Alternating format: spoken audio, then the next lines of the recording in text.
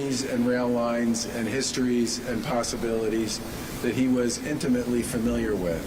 And it was during those conversations that we came up with this idea that we should maybe take a ride on the Amtrak train out of Boston to Springfield and take advantage of the 2 hours plus or minus that we had together with Secretary Tesler and his team, and with the congressman, and with the CEO of Amtrak and his team, to talk about both the larger issues, some of which I think Congressman Neal spoke to, which is the fact that Springfield really can be a very significant hub for a lot of rail traffic in the Northeast region of the U.S.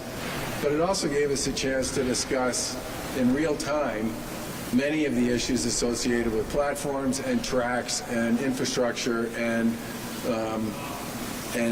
capacity from Boston to Springfield, and to literally be looking at different parts of the system as we were going over them and talking about what it would take to do the work that would be required to get it to the point where it could really deliver the 2-hour ride that we've talked about for the past several years. And while my time here is short, I can promise you that over the course of the next few months, we will continue to build on the work that's been done over the past several years to position this as one of the major opportunities that we will have here in the Commonwealth and throughout the Northeast to do something very special with Amtrak, to take full advantage of the bipartisan infrastructure law and the resources that it makes available, and the commitment that I believe is coming at this from all sides to not just deliver on this, but to really make this part of the Commonwealth, this part of New England, a major hub for rail transportation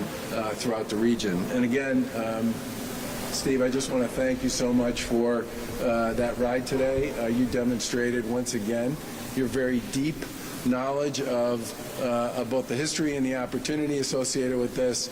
But in addition to that, you also came at it with an enormous amount of what I would describe as high-level information and painstaking detail, which really speaks to the fact that you've not only done your homework, you get extra credit for a lot of the work that you've done on this, and we look forward to going real hard on this over the course of the next few months. And with that, I will turn over to Steve Gardner, the CEO of Amtrak.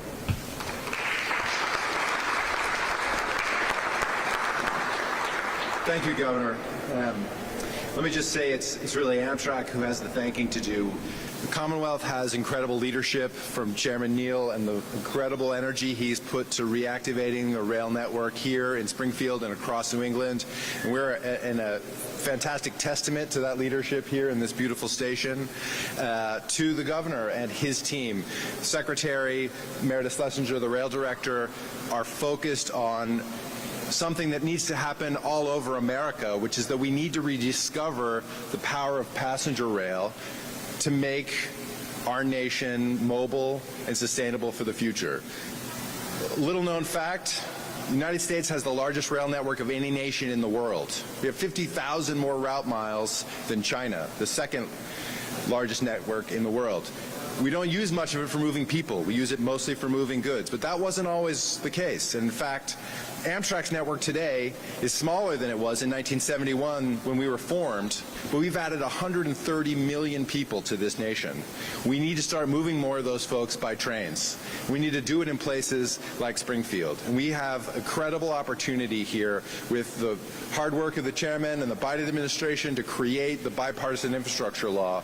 Never before seen resources which can partner with proactive states like the Commonwealth under the governor's leadership to focus investments on reactivating our rail network to serve people, create opportunity, and do so in a way that's sustainable, that helps us address the climate challenge that's facing our nation, that we're living through in real time here this summer. So let me just thank the leadership here gathered and really thank them for taking the time to come out and see what can be done on this route, and thinking big picture about, again, how does rail do more for the nation? How do we collectively create more value out of this transportation network? So it's a real pleasure to be here. I think there's real opportunity. Amtrak is a committed partner with the Commonwealth to look at opportunities in the state and this service here in Springfield, and to build on the active investments that have already been put in place that have created and will enable future growth. So it's a great pleasure to be here. I am a former resident of the Pioneer Valley for a little while, and I do love Western Massachusetts. Don't tell all the other states, I love them too. But it is a great pleasure to be here in this fantastic station and be looking to the future, a future that involves a lot more trains, serving a lot more people, connecting a lot more of America. Thank you.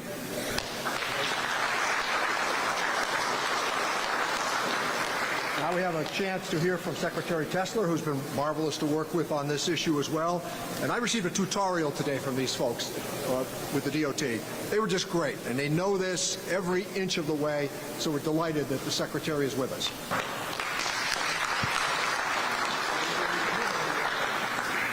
Thank you. Thank you, Chairman. And I just want to extend our thanks to Amtrak and Stephen for the ride today, to the Chairman, to the Mayor, and to everybody here for the partnership that has gotten us here today.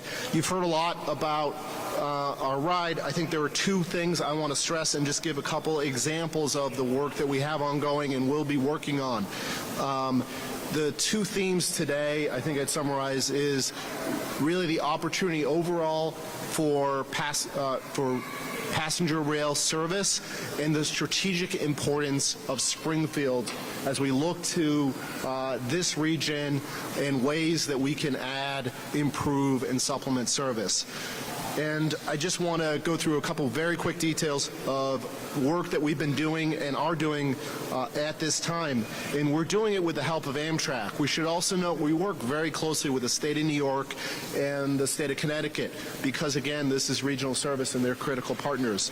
We also work incredibly closely with CSX, the freight railroad, who is the owner of the rail line through here and will be a vital partner as we move forward. And together we've been working with these partners to do a series of things.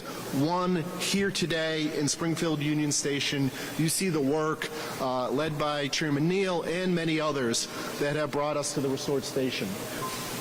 We have worked with our partners at Amtrak and Connecticut to increase service between New Haven and Springfield from 3 to 8 daily trips.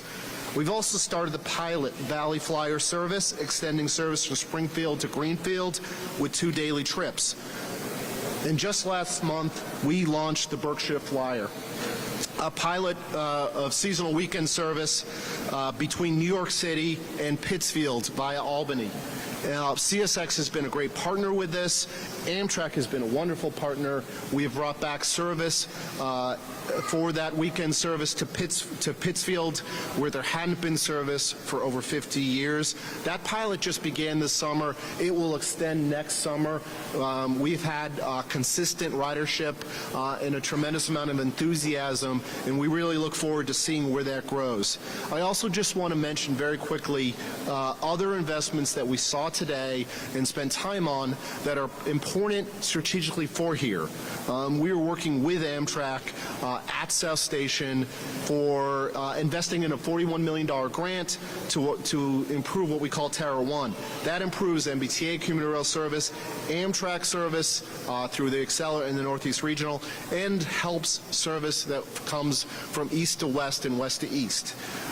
We also work closely with Amtrak on a lot of service, not just along the Northeast Corridor, but with the Downeaster that has similar partnership and model to what we are working on here. So again, I want to thank our partners at Amtrak, our partners here in Springfield for the wonderful ride, the work we've begun, and the investments that we're going to continue to work on together to grow this critical crossroads. Thank you. Just before I call on our really fine mayor, who's been terrifically supportive of all of our initiatives, I do want to present the history of how Union Station was restored. And as I said, I was pretty full of myself 45 years ago, but here we are today. And I'm telling you, the levels of cooperation that took place over many, many years to get this done. And when you look at it, we were talking about the floor earlier, because we came from South Station. This is the original floor. And it tells another neat story in and of itself.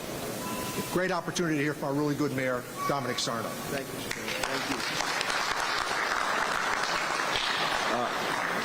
Chairman Neal, you should take the multitude of credit, your stick-to-itiveness. You stuck with this for nearly 40 years, and working with Governor Baker, and now under President Biden's infrastructure program. And Secretary Tesler and CEO Gardner, thank you for your efforts on this. On the way greeting the governor and the congressman, there was a gentleman from New Hampshire who took the train all the way to Baltimore, family gathering here. And when he asked what was going on, he was enthusiastic, because he said, boy, I'd love to be able to have that train going back and forth from Springfield to Boston and Western Massachusetts. This would be an economic development boom, housing initiatives, jobs out here in the Golden West.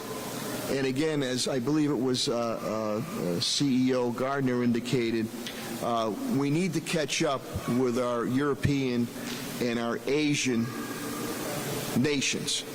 Many years ago, it was passenger. Now we're more freight. Now we're going back to the future with passengers. So I cannot say enough. It was all about relationships, working together with Congressman Neal, working together with Governor Baker to have this happen. And I think the stars are aligned. And when this comes to fruition, golden opportunities out here in the Golden West. And again, thank you for each and every one of you involved, because this will happen. And again, my appreciation to Chairman Neal, Governor Baker, Secretary Tesler, and to CEO Gardner and everyone involved. Last thing I'll say is, all aboard. Thank you very much. Mr. Mayor.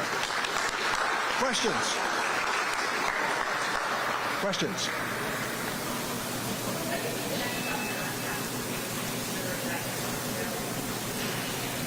Well, I spent the last 2 hours focused on this governor. The plan is to maintain the commitment that he's offered. We think that, as the Secretary outlined, that they can put together some pretty good addendum to what they've already been thinking of, and we hope that we can copper fasten this with Governor Baker, and then we'll proceed to the governor's successor. I can give you a little more detail. I was waiting for that. That's good. I don't think about this issue a lot, but I think about it some. The issue of what next. There are significant resources that both the Federal Railroad Administration and Amtrak have available through the bipartisan infrastructure law. There are also a wide number of grant programs that states can basically bid on in that bill as well. And what I would really like to do with our team is make sure that by the time we get to the end of this year, we have teed up and either written and submitted a number of the applications that would be most pertinent to a lot of the track work and some of the other work that needs to be done between here and Boston. And in addition to that, tee up whatever the spending time talking to the folks at Amtrak and the FRA, obviously, but tee up whatever other sorts of things we should be putting into the pipeline to ensure that we get what I would describe as Massachusetts' fair share with respect to the resources that are available. Because if you look at a lot of what's in that law, the resources are certainly there. What we need to do is do the best job we possibly can, making the case that dollars spent by us and by the federal government on these initiatives will do more here to expand the opportunity around passenger rail than dollars that would be invested for coming from other places. And I think, I mean, we've done so much of the work to be able to define what has to happen here over the past few years. I actually think we are very well positioned. A lot of other people, I think, are going to be doing work we were doing 2 and 3 years ago now. And I think when our stuff goes in, it's going to go in a lot more complete and with a lot more detail and a much deeper and better understanding of what Amtrak wants to accomplish, what FRA wants to accomplish, and what we want to accomplish.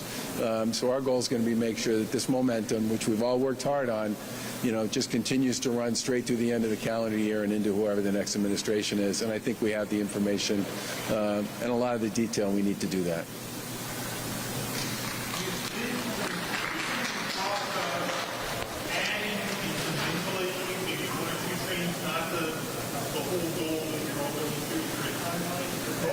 have the CEO of Amtrak speak to that, but that did come up in the discussion on the way in. Thank you, Mr. Chairman. So it's a good question. We're talking about these opportunities now. We do have some potential with the trains that today come to Springfield and terminate here, that we could potentially run some of those trains to the east and make some early connections. In order to do that, we've got to go through the work that the governor described, which is to get all of our plans in place and go through a process of application through the Federal Railroad Administration. Secretary Buttigieg has been an absolute leader on passenger rail issues and has a huge focus on these sort of opportunities, and I concur completely with the governor that so much of the work has been done here in either prior investment or planning that this opportunity, I think, is ripe for investment, but it's going to be all of us working in concert, working together with CSX, the owner of the railroad west here from Worcester, on coming up with an opportunity and an approach that works. So the near term is to go through that process of grant application and investment for the limited investments we think could be necessary to start service, while at the same time advancing a broader plan that may take more time to develop the kind of full network that the region needs over time. But we are anxious and already are underway working with the Commonwealth to identify these opportunities and to find the next steps to be able to deliver service and again provide value here to the community. Well, I think our expectation that the grants are not yet applied for, so that's the first thing, and we anticipate that opportunity will happen before the end of the year.